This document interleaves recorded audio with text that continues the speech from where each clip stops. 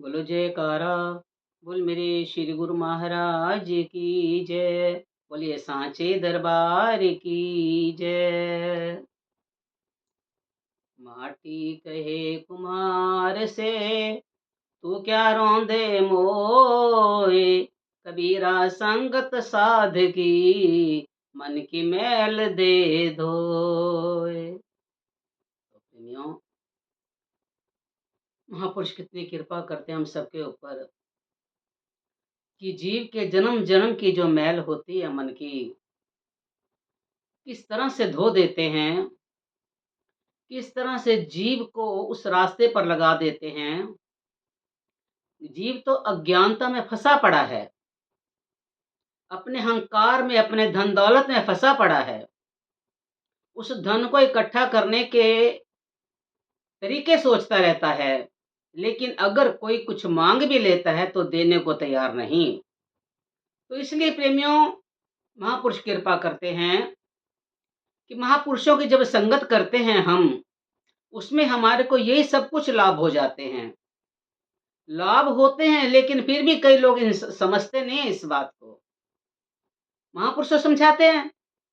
एक राजा है प्रेमियों, उसने अपने शहर में ऐलान कर रखा था कि मेरे शहर में कभी कोई किसी भिखारी को कुछ नहीं देगा।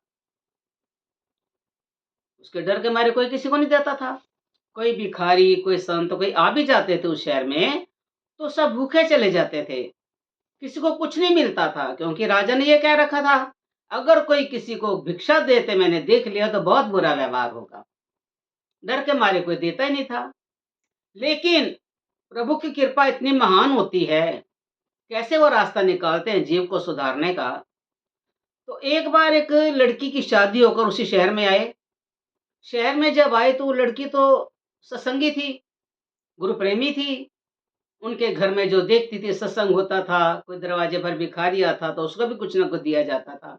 ऐसे वो ससुराल में जब आई, तो घर वालों ने तो कह दिया था कि किसी को कुछ नहीं देना, राजा का ऐलान है, यहाँ किसी को कुछ नहीं देना। उसने कहा ठीक है, लेकिन जो जिसकी आदत पड़ी होती है ना, वो हट नहीं सकता। एक दिन अचानक से एक संत आ गए, उन्होंने भिक्षा मांगी उसके घर से। लड़की ने बाहर निकल के देखा कि उसको कोई देख तो नहीं रहा। उसने इधर-उधर देखा और संत जी को कुछ भिक्षा उन्होंने सामान दे दिया। दे दिया, संत जब लेके जा रहे थे, तो ऐसी ताड़ में तो लोग लगे रहते हैं। किसी ने देख लिया कि ऐसे-ऐसे फलाने घर की जो बहू है ना, उसने संतों को भिक्षा दी है। राजा के पास बात पहुँची, राजा ने लड़की को बुलाया। कहते हैं कि जब मैंने मना कर रखा है फिर क्यों दिया? तो लड़की चुप थी। कहते हैं कि इन्हें जिस हाथों से इसने भिक्षा दी है ना, इसके दोनों हाथ काट दो। उस लड़की के दोनों हाथ काट दिए। अब जब काट के घर पे हाथ कटवा के घर आई, तो घर वालों ने कहा ये तुम्हारे काम की है ही नहीं। अब उन्होंने उसको घर से निकाल दिया। घर से निकाल दिया तो उसके पास एक छोटा बच्चा भी था। तो बच्चा था तो उस कटे हाथों से वो अपने बच्चे को उठा करके चल दी। चली गई, जा रही थी, रास्ते में एक दिन निकला भूखी प्यासी, बच्चा भी भूखा प्यासा। अब उसको एक दिन बहुत प्यास ने सताया और बच्चा भी परेशान हो रहा था। सामने देखा एक नदी है, नदी में वो पानी पीने के लिए जब गई तो पानी पिए कैसे? उसके तो हाथ ही नहीं है। अब बच्चा उसके हाथ में था, गोद में था। जैसे वो नदी में जैसे पशु पानी पीते हैं ना, वैसे पानी पीने लगी पशुओं की तरह, तो बच्चा भी उसके हाथ से छूट करके पानी में गिर गया। वो कुछ थोड़ी देर परेशान हुई, कहती है मालिक तेरी मौज है इसमें भी। ऐसा कहकर जैसे उसने पीछे को मुँह किया, मुड़ी, क्या देखा कि वही संत खड़े हैं। कौन से? जिनको भिक्षा दी थी। वो संत क्या थे? भगवान के रूप थे वो तो। जीव का कल्याण करने के लिए आए थे वो तो। तो कहने लगे, बेटी क्यों परेशान होती है? कहते कि ऐसे-ऐसे बच्चा गिर गया है। कहते जाओ देखो। कहते महाराज उसने बहुत हाथ मारे थे, पर हाथ हो तो बच्चा हाथ में आए। हाथ तो थे नहीं। तो संत कहते हैं जाओ बेटा देखो, बच्चा मिल जाएगा। अब वो प्रेमियों चली, जैसे पानी में घुसी, जैसे उसने बच्चे को ढूँढने की कोशिश करी, बच्चा उसके हाथ में आ गया। क्या देखा, उसके दोनों हाथ वैसे के वैसे जैसे पहले थे, और वो बच्चा भी उसके हाथों में आ गया। बड़े प्यार से बच्चे को लेकर के महापुरुषों को मत्था टेक करके वो अपने घर आई। घर में जब आई तो उनके घर वाले सारे देख के हैरान हो गए कि राजा ने तो इसके हाथ काट दिए थे। अब इसके कैसे हो गए? पर उन्होंने अंदर नहीं आने दिया।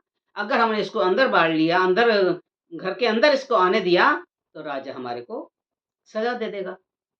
अब उसको सीधा राजा को खबर करी और उसको सीधे राजा के पास ही ले गए।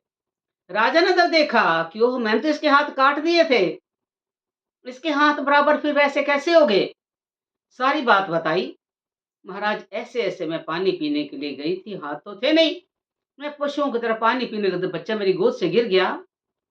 तो लेकिन वहाँ पर एक महापुरुष आए। उन्होंने मुझे कहा, "बेटी जाओ, अपने बच्चे को ढूँढो।" तो मैंने जैसे अंदर को हाथ कर तो मेरे दोनों हाथ भी आ गए और बच्चा भी मुझे मिल गया। तो राजा के दिमाग में थोड़ी-सी बात आ गई कि हम तो भगवान को मानते नहीं, भगवान हैं, महापुरुष हैं, महापुरुष दया की दृष्टि करते हैं, जीव को समझाने के लिए कोई रास्ता बता देते हैं। तो राजा के विचार एकदम से बदले। ओहो! मैंने तो आज तक ये कहा था, किसी को भिक्षा नहीं देनी, लेकिन भिक्षा में तो बहुत कुछ ताकत है।